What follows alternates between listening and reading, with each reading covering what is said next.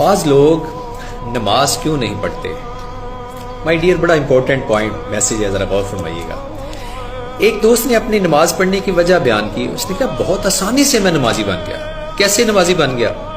ایک دن میں کلاس میں بیٹھا ہوا تھا کہ میری کلاس کا مضمون علوم دینیہ، دین کے اوپر بات ہوئی۔ استاد نے کلاس میں تشریف لائے، انہوں نے شاگردوں سے سوال کیا، آپ کی نظر میں کون لوگ نماز نہیں پڑھتے؟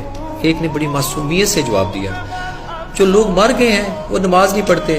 دوسرے شاگرد نے معصومیت سے جواب دیا کہ